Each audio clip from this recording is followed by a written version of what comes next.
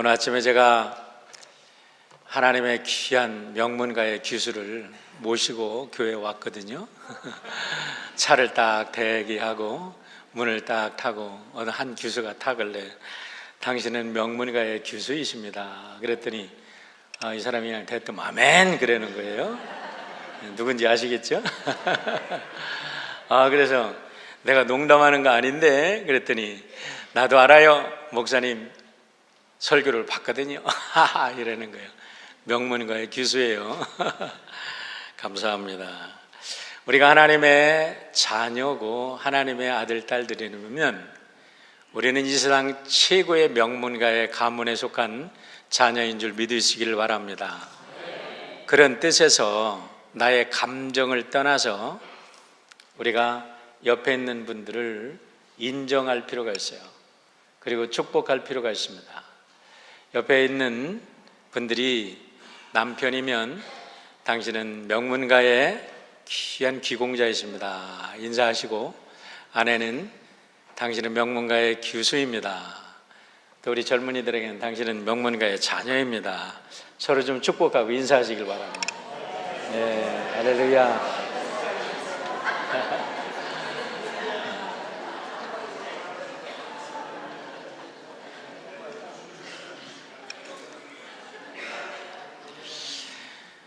(5월이) 굉장히 빨리 지난 것 같습니다. 5월의 마지막 주일이 벌써 됐어요. 그래서 실제적으로 오늘은 제가 설교 제목을 좀 바꿨고요. 그래도 오늘은 우리의 가문에 대해서 이야기를 해보려고 합니다. 사람이 살아가면서 훌륭한 가문에서 태어나서 어려서부터 좋은 가치관을 가지고 훌륭한 정말 명문가라는 명성에 걸맞는 교육과 사상과 예의 범절을 배우고 그런 정신을 가지고 살아간다는 것은 얼마나 축복된 것인지 모릅니다. 그런데 과연 이 명문가를 정의를 할 때 우리가 어떻게 정의할 수 있겠냐 이겁니다. 여러분, 권력을 가지고 세계를 호령한다고 명문가가 되겠습니까? 그렇다고 하면 김일성이도 명문가고 명문가를 이룬 사람이고 히틀러도 명문가를 이룬 사람이고 스탈린도 명문가를 이룬 사람이겠죠. 그러면 분명히 권력을 크게 가졌다고 명문가를 이루는 게 아니라는 겁니다. 그럼 돈을 많이 가진 사람이 명문가입니까? 많은 사람 돈을 가지고 있어도 모을 줄만 알지 돈을 가치 있게 쓸 줄 모르고 참 졸부처럼 살아가는 사람, 정말 부끄럽게 살아가는 사람 얼마나 많은지 모르죠. 돈을 가지고 명문가를 이루는 사람은 하나도 못 봤습니다. 그 돈도 아닙니다. 그러면 지식을 많이 가지고 어떠한 학위를 몇 개씩 이제 요즘에는 더블 메이저로 해가지고 뭐 PhD를 이렇게 학위로 2개를 받기도 하고 어떤 사람은 뭐 3개도 받기도 하고 어떤 사람들은 이제 공을 세웠다고 또 이렇게 명예 박사 학위를 여러 가지 받습니다. 박사 학위를 10개쯤 걸어놓으면 명문가가 될까요? 그것도 아니라는 거예요. 명문가가 되는 것을 생각해 보면 사실은 멀리 있지 않다라는 생각을 합니다. 그것은 뭐냐면 커먼 센스가 있어야 된다는 거예요. 우리가 상식이라는 것 별거 아닌 것 같지만 살면 살아갈수록 커먼 센스가 있다는 것이 얼마나 귀한 일인지 저는 절감을 합니다. 많은 사람들이 커먼 센스가 없어요. 어떻게 저렇게 배웠다는 사람이, 어떻게 저렇게 가졌다는 사람이 어떻게 저렇게 몰상식할 수 있을까? 어떻게 저렇게 몰상식한 행동을 할 수 있을까? 깜짝깜짝 놀라는 일들이 얼마나 많이 있습니까?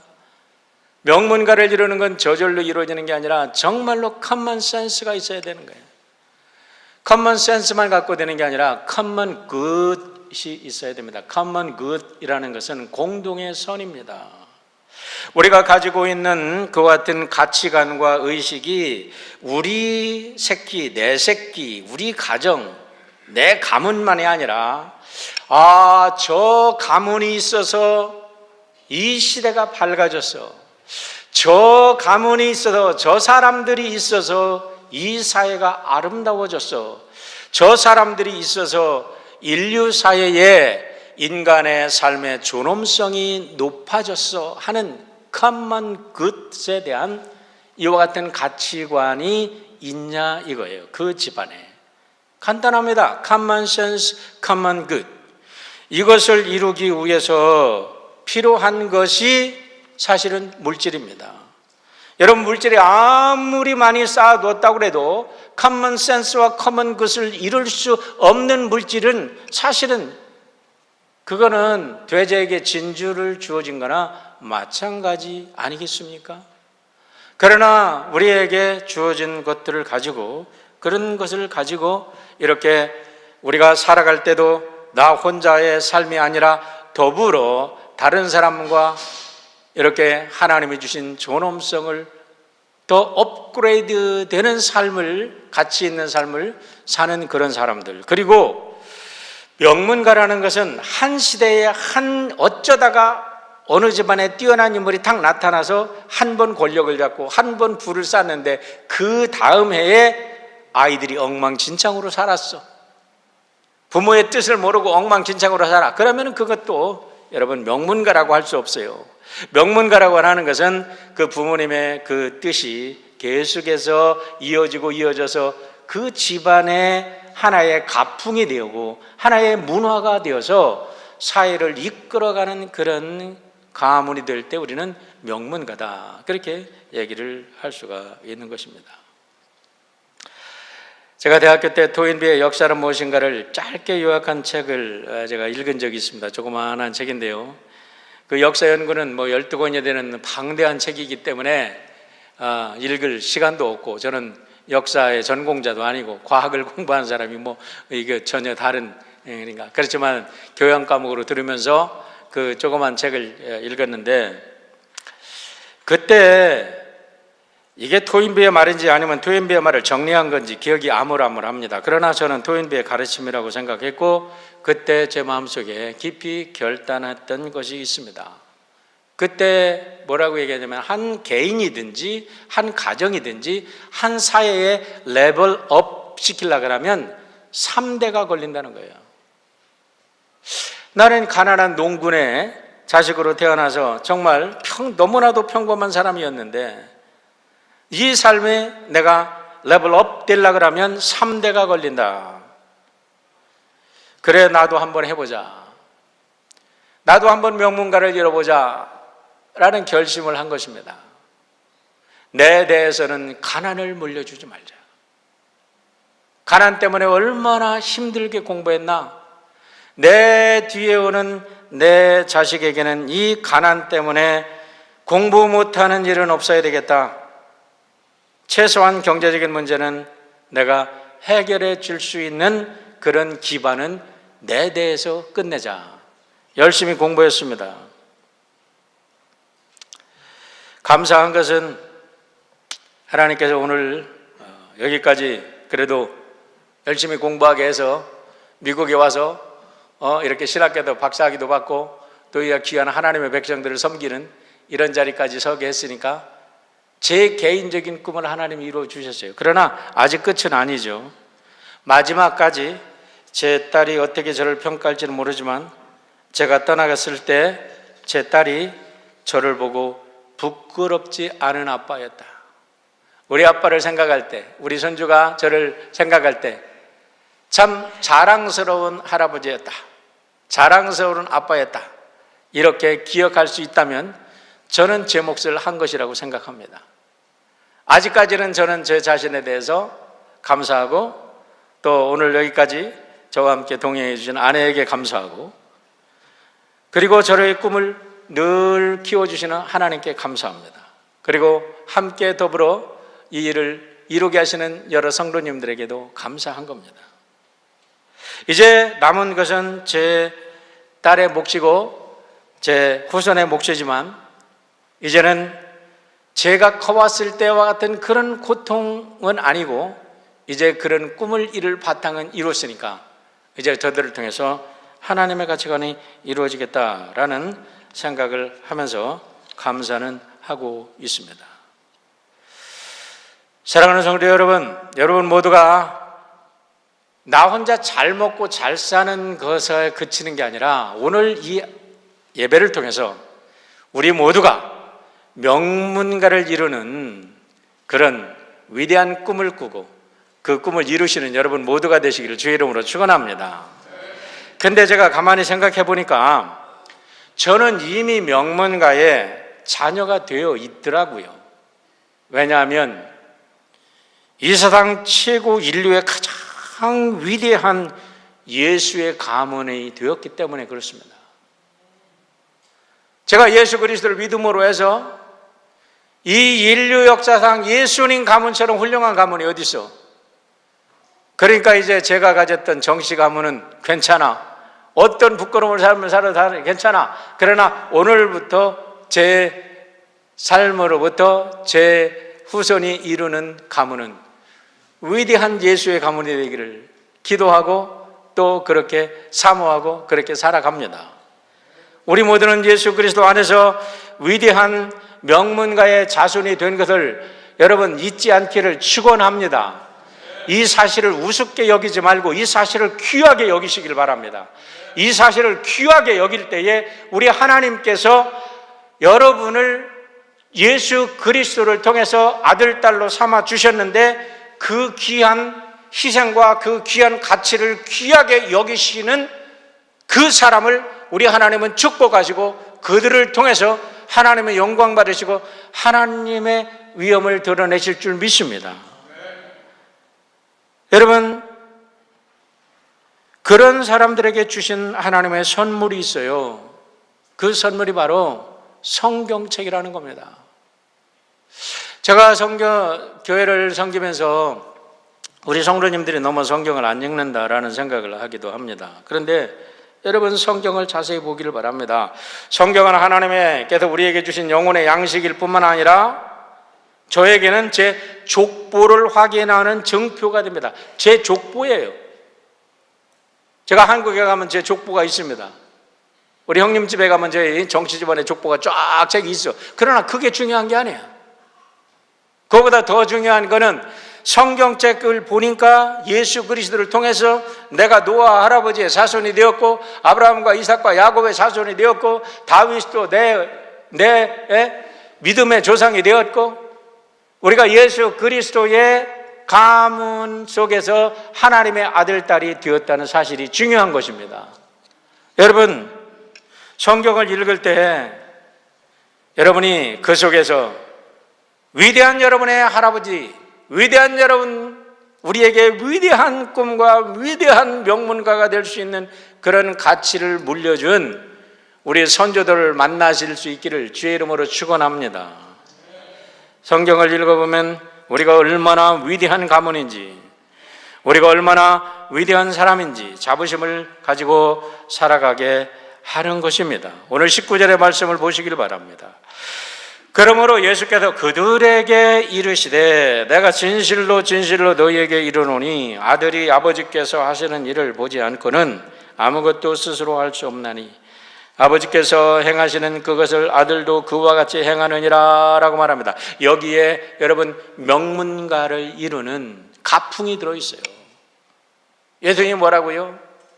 예수님이 하신 일은 내 맘대로 한 게 하나도 없다. 내가 한 것은 전부 다 창조주 하나님 아버지께서 직접 보여주시고 하나님의 행하신 그대로 나에게 보여주시고 나에게 가르쳐 주셨고 나에게 그 꿈을 심어주셨기 때문에 나도 그대로 행하는 것이다. 내가 비록 안식일에 사람을 고치고 뭐 한 것도 내 뜻대로 한 게 아니라 하나님의 뜻대로 한 것이다 라고 예수님이 말씀을 하고 있는 것입니다. 여러분 여기에 보면 그러므로라는 단어로 시작합니다. 그러므로라는 게 뭡니까? 그러므로라는 것은 이제까지 예수님께서 안식일에 병자를 고쳤고 또 예수님께서 하나님의 아들이라는 것 때문에 유대인들이 죽이려고 그랬어요. 왜 그랬을까요? 이 유대인들이라는 사람은 예루살렘절에서 내려온 사람들입니다. 여러분 예루살렘과 갈릴리에 있는 사람들은 같은 유대인일지라도요 차원이 달라요. 우리가 예를 들어서 같은 한국 사람이라도 옛날에는 저 평안도에 사는 사람들은 아주 쌍것들, 그러다 아무리 뛰어난 인물들이 태어나도 그것은 영원히 쌍것이야. 그러니까 홍경래란 같은 것들이 일어났죠. 뛰어난 인물들이 나도 너는 영원히 쌍것이야, 너는 안 돼, 이렇게 치부했던 것이 갈릴리 사람들이에요. 갈릴리는 아름다운, 지난번에 말씀드린 대로 풍요한 옥토의 농토를 가지고 있었다고 그랬어요. 거기에 농사를 짓고 사람들이 거기에 풍요롭게 살 수 있어요. 그런데 로마가 이스라엘을 점령하면서 거기에 로마가 점령합니다. 세금을 뜯어냅니다. 그리고 이제 예루살렘에는 그럼에도 불구하고 예루살렘의 종교 지도자들은 1년에 3번씩 있는 그런 명절을 통해서 사람들이 갖다 바치는 제물로 어마어마한 돈들을 착복합니다. 그들이 가지고 올 때 제물을 갖다 바치죠. 성전세를 걷어들이죠. 그 전에 한번 말씀드린 적이 있습니다. 그리고 그들이 모든 제물을 갖다 팔아먹을 때, 돈을 바꿀 때 여기에다가 많은 그런 막 주체할 수 없는 돈들이 쏟아지니까 이 돈을 어떻게 했겠어요? 갈릴리에 가서 그 소작민들에게 농토를 다 삽니다. 소작인이 아니요, 농토를 다 사고 그들을 소작농으로 전락시켜. 그래 놓고도 로마한테 뺏기죠. 소작이라 그래서 한 거 다 걷어가고 먹을 만치 겨우 먹고 살고 죽지 않을 만큼 노동할 만큼 주죠. 그러니까 젊은이들은 견딜지를 못하는 거예요. 뜻 있는 젊은이들은 폭동을 일으키는 거죠. 그래서 테러 분자, 그래도 그들은 또 테러 분자라고 그래서 그들을 억압하고, 이렇게 해 왔는 상태에서 어느 날 그 갈릴리에서 한 위대한 인물이 태어났다는 거예요. 사람들은 막 현혹합니다. 사람들이 그냥 그를 따라다니면서 새로운 혁명을 일으킨다고 그들은 그렇게 본 거죠. 그러니까 눈을 쓰고 불을 쓰고 그를 바라보는데 이 사람이 안식일마다 기적을 일으키고 안식일마다 유대의 근본을 흔들어야 되는 가치관을 가리키는 거예요. 그러니까 이들이 예수님을 죽이려고 했던 것은 너무나 당연했던 일입니다. 그럼에도 불구하고 그들을 죽이려고 하는 그 앞에서 예수님께서 오늘 당신이 하시는 일을 선포하시는 거예요. 내가 하는 일은 하나님께서 보여주셨고 하나님께서 가르쳐 주신 그 일을 그대로 하는 것이다 라고 말씀을 하시는 겁니다. 하나님의 가업을 내가 이루는 것이다. 내 마음대로 하는 게 아니라 아버지 하나님의 가업을 이루는 것이다. 이렇게 말씀을 하고 계시는 거죠. 그러면서 20절 말씀을 하십니다. 아버지께서 아들을 사랑하사 자기가 행하시는 것을 다 아들에게 보이시고 또 그보다 더 큰 일을 보이사 너희로 놀랍게 여기게 하시리라. 여러분, 여기에 명문가를 이루는 비결 두 번째가 나옵니다. 명문가가 뭐예요? 아들에게 아버지가, 어머니가 딸에게 그 귀한 조상들로부터 배웠던 거룩한 가치관, 돈으로 살 수 없어. 그 가치관은 삶으로밖에 배울 수가 없어. 그 귀한 것을 물려줬어요. 그랬는데 자녀가 그걸 잘 배워서 그것보다 업그레이드 했다는 거예요. 더 큰 일을 했다는 거예요. 할렐루야. 여러분의 자녀들이, 여러분 사랑하는 성도 여러분, 우리가 정말 명문가를 이루려면 우리 부모님들로부터, 부모님을 존경하고 부모님들로부터 받은 것 위에 내가 이루고 내가 쌓은 것이 있어요. 그러면 거기서 끝나는 게 아니라 이것 가지고 니들이 잘 먹고 잘 살아라, 자녀들에게 그런 게 아니라 아빠 엄마는 이렇게까지 왔다. 이제는 아빠 엄마의 어깨를 밟고 너희들은 저 높은 세상으로 날아가라. 그래서 하나님의 꿈을 이뤄가라. 우리의 가업을 이루고 우리 집안을 명문으로 만들어봐라. 이렇게 하는 거 아니겠어요? 그런데 20절에 보세요. 아버지께서 아들을 사랑하사 자기가 행하시는 것을 다 아들에게 보이셨다는 것은 하나님 아버지께서 예수님에게 다 가르쳐 주셨어. 예수님이 하셨어. 그런데 예수님은 그거보다 더 큰 일을 하시도록 하나님이 길을 열어주신다는 거예요. 할렐루야. 이게 명문가가 되는 거죠. 자, 너희들이 38년 병자가 치유된 것을 보고 놀라느냐? 이거보다 더 어마어마한 일이 벌어질 것인데 놀라지 마라. 그렇게 얘기를 하시고 계시는 겁니다.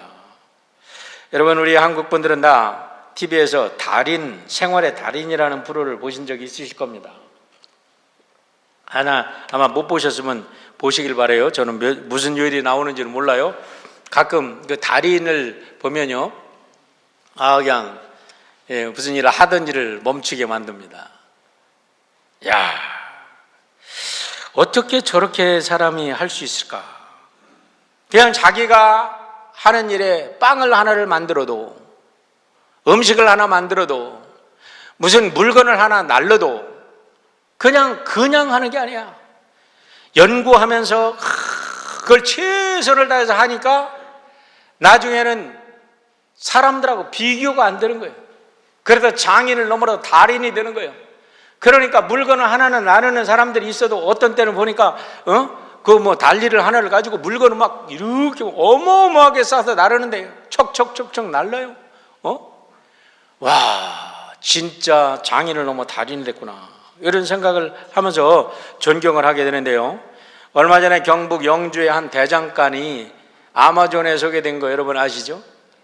뉴스를 보니까 경북의 영주에서 만든 호미가 아마존에 소개가 되어가지고 불티나게 팔린다라는 뉴스가 있어서 제가 찾아서 자세히 읽어봤어요. 그랬더니 성록이라는 사람이 공주에서 태어났대. 공주가 장인인가 봐. 대단한 인물들인가 봐. 그런데 너무나 배가 고프고 너무나 가난해서 공부를 할 수 없는데, 그래도 어려서부터 이 사람이 대장간에 가서 일을 하기 시작했답니다. 14살부터 대장간에 가서 일을 하는데 여기저기서 대장간, 유명하다는 대장간에 들어가서 다 배웠어.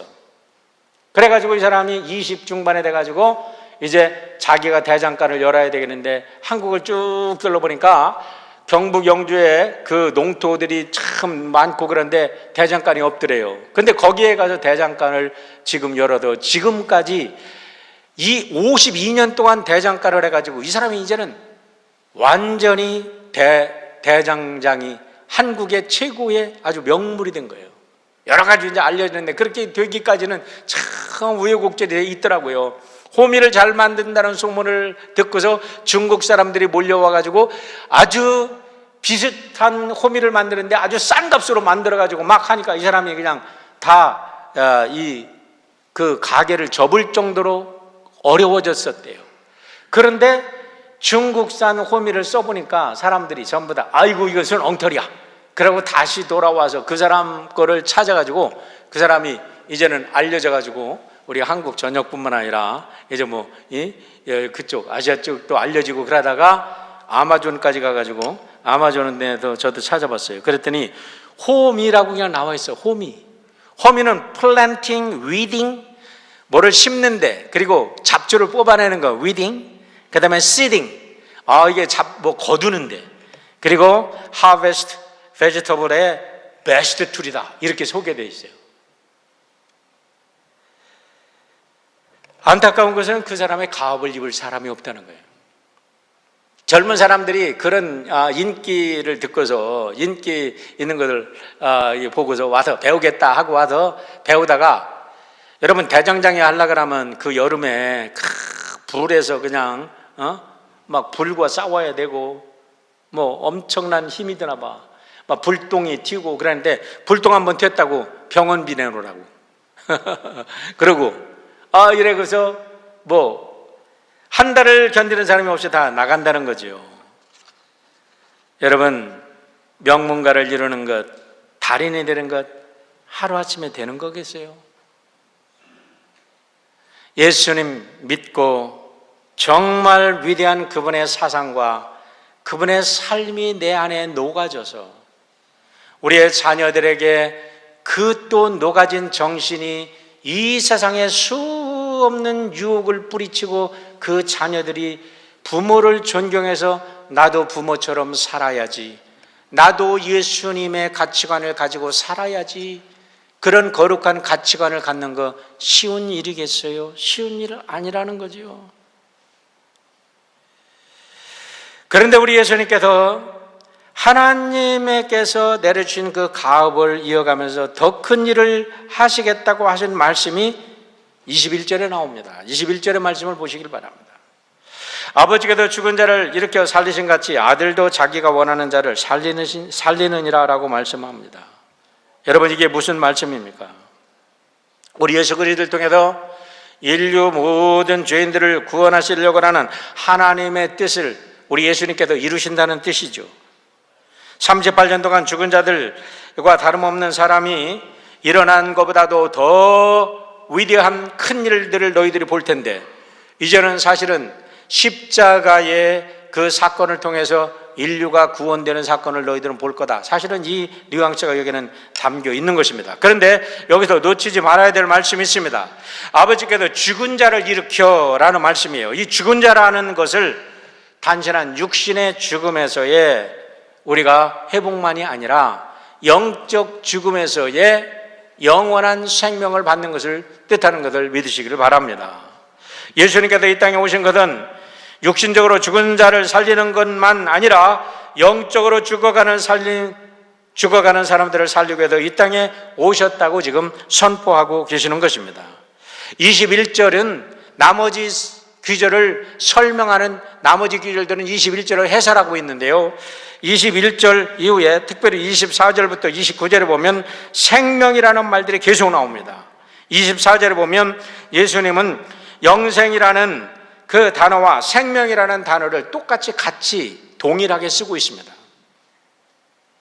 거기에서 조에라는 단어가 나오는데, 이 조에라는 단어는 일반적인 생명이라는 뜻을 나타낼 때도 나오지만은 하나님 안에 들어있는 풍성한 생명, 영원한 생명을 주시기 위해 오셨다는 거예요. 할렐루야.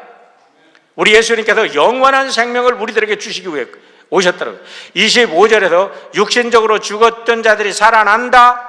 이것은 육신적으로 죽었던 자들이 영원한 생명을 받고 살아난다, 이 말이에요. 26절에도 하나님의 생명이 아들에게 있음 같이, 이 소리는 우리 예수님 안에 하나님이 그 영원한 생명이 우리 예수님 안에 있고 그 생명이 예수 그리스도를 믿는 자들에게 전해지는 줄 믿습니다. 위임되는 줄 믿습니다. 그래서 29절에서 이렇게 말씀하는 거예요. 선한 일을 행한 자는 영생의 부활로, 악한 일을 행한 자는 심판의 부활로 나오리라. 자, 선한 일을 행한 자는 하나님의 이 풍성한 생명, 영원한 생명을 받게 되고, 악한 일을 행한 자는 심판을 받게 되는 거예요. 영원한 저주를 받게 된다는 거예요. 무슨 뜻입니까? 어떻게 우리가 선한 일을 행할 수 있습니까? 여러분, 우리 모두는 죄인입니다. 그렇기 때문에 우리들의 선행의 결과를 가지고 하나님의 눈에 맞는, 하나님의 기준에 맞는 너는 참 선한 사람이라고 인정받을 사람은 아무도 없습니다. 그런데 우리가 선해질 수 있는 한 가지 방법이 있습니다. 이건 뭐냐면 예수 그리스도를 공경하는 겁니다. 공경한다는 말은 그분을 믿고 따르고 그분을 주로 고백하고 그분의 말대로 순종해 살아가는 거예요. 22절로 23절 말씀 한번 보시길 바랍니다. 우리 함께 읽어볼까요? 같이 읽습니다. 시작. 아버지께서 아무도 심판하지 아니하시고 심판을 다 아들에게 맡기셨으니 이는 모든 사람으로 아버지를 공경하게 하는 것 같이 아들을 공경하게 하려 하심이라. 아들을 공경하지 아니하는 자는 그를 보내신 아버지도 공경하지 아니하느니라. 여러분, 여기에서 심판이 나오는데요, 심판은 무엇입니까? 하나님께서 예수 그리스도를 통해서 인류의 영원한 생명을 주식으로 이루신 십자가의 사건 속에 드러난 하나님의 일입니다. 그래서 그 하나님의 일인 예수 그리스도의 십자가를 믿을 때에 우리에게는 영생이 주어지는 거예요. 그런데 그 십자가를 믿지 않으면 인간은 어떠한 방법으로도 어떠한 노력으로도 결코 영생을 얻지 못합니다. 시편 49편 7절 9절에서 이렇게 말합니다. 아무리 갚으라 하여도 사람은 자기의 생명을 속량하지 못하는 법. 하나님께 속전을 지불하고 생명을 속량할 사람은 아무도 없다. 하나님, 내 생명 구해주세요. 나 죄인입니다. 내가 이 돈 드릴게요.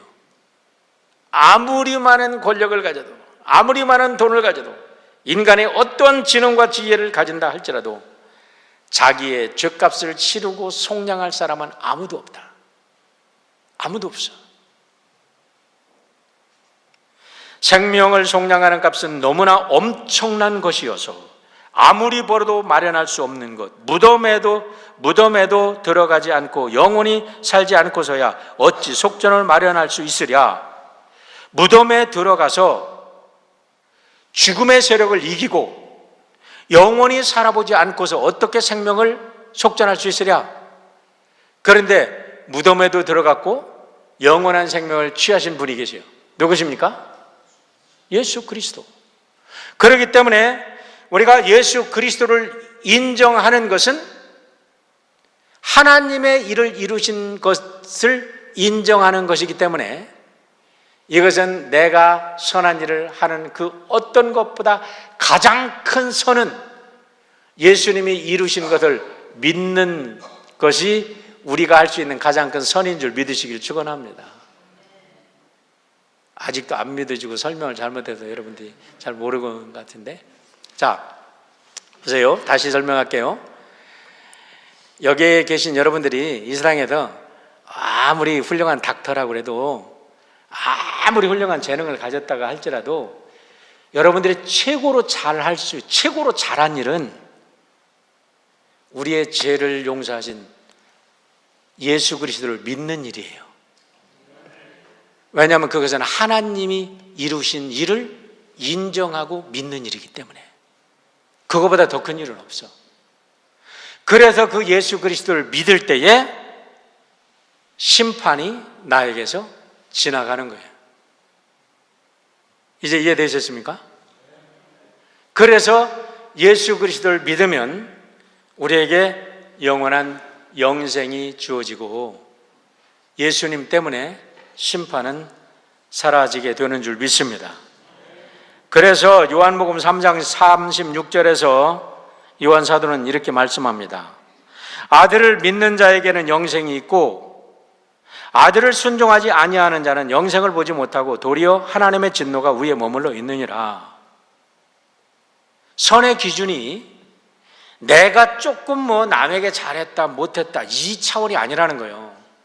하나님의 거룩한 선의 기준에 도달할 거는 아무도 없어. 도저히 인간의 힘으로는 안 돼. 그런데 그걸 이루신 분이 계셔. 누구냐? 예수 그리스도. 그래서 내가 예수 그리스도를 의지하고 믿고 그분에게 순종하는 거예요. 그렇게 될 때 우리도 선한 자로 인정받게 되고 하나님의 가문에 속한 하나님의 자녀로 인정받게 되는 줄 믿으시기를 주의 이름으로 축원합니다. 할렐루야. 오늘 이 말씀을 하는 거예요. 다니엘 명이라는 분이 33살에 8년차 프로 경영 컨설턴트로서 세계적인 그 경영 텍스 이렇게 하는 경영 컴퍼니에 들어가셔가지고 이분이 33살에 백이 도대체 누구야? 라는 책을 썼습니다. 백이 도대체 누구야? 이 사람이 백이 대단한 모양이에요. 근데 이 사람은 아버지가 사업에 실패해서 초등학교 4학년 때 아버지가 온 가족을 이끌고 아랍에미리트를 거쳐서 이제 초등학교 6학년 때 이 미국으로 들어왔습니다. 초등학교 6학년 때 미국으로 들어오니까 이 영어가 되겠어요? 뭐가 되겠어요? 그러니까 학교에서는 날마다 불량아로 찍힌 겁니다. 얘는 그냥 정신 집중을 못 해. 선생님 말을 안 들어. 이래가지고 애가 그냥 하도 학교에서 그렇게 불량아로 찍히니까 이게 중고등학교 생활도 엉망이로 하고 공부는 안 하고 날마다 학점은 겨우 낙제 안 할 정도로 올라가는데 그러다가 고등학교 때 차 사고가 크게 나서 죽을 경험을 한 다음부터 얘가 완전히 변해가지고 그리고 아버지는 그러는 동안에 한국에 나가서 아버지는 신학 공부를 해서 목사가 됐어요. 그 목사 아들이 됐어요. 그러고 나서 얘가 완전히 성경을 가지고 믿고 공부하기 시작하면서요, 완전히 사람이 달라졌습니다. 매일 큐티를 하면서 메릴랜드 대학에 회계학과를 들어갔답니다. 첫 학기에 올 A를 맞았어요. 그걸 가지고 또 자기에 대한 또 셀프 이스팀이 높아지잖아요. 그리고 교수들도 깜짝 놀라고. 그 다음부터 얘가 열심히 공부해가지고 공부하는 중간에 일본 게이오 대학의 학교에서 장학금을 다 대줘서 거기 가서 공부도 하고, 얘가 우수한 성적으로 학교를 졸업하는데 미국의 이와 같은 컨설팅 컴퍼니의 굴지의 컨설팅 컴퍼니가 6개가 있었는데 그 중에 4개의 회사로부터 서로 스카우트 경쟁이 들어왔답니다. 그때 우리 교회도 CPA가 계시니까 여러분들이 말씀을 드리면 금방 알 텐데, 아더 앤더슨이라는 컴퍼니가 미국의 최고의 컴퍼니였다고 그래요, 그때 당시. 그런데 아더 앤더슨 컴퍼니에 들어가려고 그랬더니 주의를 지키지 못하는 거야. 얘가 완전히 거듭난 사람이 된 거야. 내가 아무리 월급을 많이 주고 아무리 내가 출세를 해도 나는 주의를 지키지 않으면 내가 안 간다. 요즘의 젊은이도 그런 젊은이가 있어. 그래가지고 그 자기에게 스카우트 제의가 들어왔던 제일 수준이 낮은 컴퍼니가 어디였냐면 쿠퍼스 앤 라이블랜드라는 그런 컴퍼니에 이제 주의를 지킨다는 조건으로 들어갔어요. 그랬는데 일을 얼마나 잘하는지 그냥 승승장구 동양인으로서 최고속 승진을 했는데 2001년에 기적이 일어납니다. 무슨 기적이 일어나냐?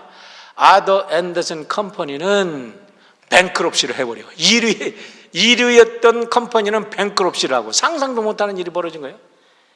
2위인 프라이스 워터하우스라는 컴퍼니하고 그 청년이 들어갔던 그 데니얼 명이 들어갔던 컴퍼니가 통합을 멀지를 해가지고 이 컴퍼니가 미국 최고의 컨설팅 컴퍼니, 경영하고 여러 가지 회계학에 대한 최고의 컨설팅 컴퍼니라고 지금 현재 세계 4컴퍼니 중에 한 컴퍼니가 됐대요.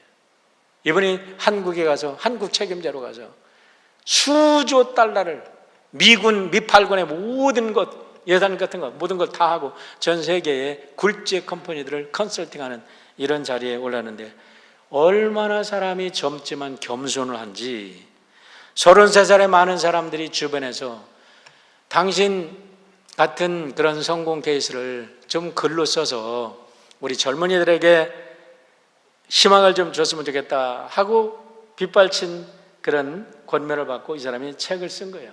도대체 백이 뭐냐? 그 서문을 제가 잠깐 읽어드리겠습니다. 내 삶의 존재 이유는 하나님께서 내게 주신 비전을 이루는 것이다. 이거를 받고 말하십시다. 내 삶의 존재 이유는 내 아버지의 가업을 잇는 것이다. 하나님 아버지가 내 아버지라면, 사랑하는 성도 여러분, 내가 어디에 있든지 내가 하는 일로 하나님의 가업을 이루는 여러분 되시길 축원합니다. 중략합니다. 늘 고백하는 것이지만 하나님이 함께 하시지 않으면 나는 아무것도 아니다. 나의 핵심 성공 요인은 바로 하나님이시다. 바로 내 아버지시다. 이런 고백이잖아요. 나는 크리스찬 경영 컨설턴트다. 직장과 신앙인이라는 두 개의 공을 지혜롭게 잘 사용하여 비즈니스계에서 크리스찬 성공 모델이 되고 싶은 바람이 있다. 그러니까 크리스찬으로도 최고의 성공가가 될 수 있다는 모델을 모든 사람에게 보여주고 싶다. 그래서 아버지 하나님의 영광을 드러내고 싶다. 아버지의 가업을, 영광을 내가 드러내고 싶다. 이런 욕망 아니겠어요? 그래서 부끄럽지만 솔직하게 풀어낸 나의 이야기를 통해 젊은이들이 마음속에 하나님이 주신 비전을 가지고 도전을 멈추지 않는 자는 하나님께서 그 꿈을 이루어 주신다는 확신과 도전을 주기 위해서 이 책을 쓴다. 사랑하는 성도 여러분, 5월은 가정의 달입니다. 우리의 자녀들에게 거룩한 가치관, 거룩한 가문에 이런 가치관을 물려주면 아이들은 스스로 알아서 공부합니다. 공부하라고 그냥 내몰지 말고 거룩한 가치관과 가풍을 넣어주고 아이들에게 하나님의 가업을 이끌어가는 거룩한 명문가의 자녀라는 의식이 들어가기만 되면 스스로 명문가의 자녀다운 삶을 스스로 개척하고 살아가게 되는 줄 믿습니다. 우리 모두가 그런 복된 하나님의 명문가의 자녀가 된 줄 믿으시고 오늘 또 승리하는 여러분 되시길 축원합니다.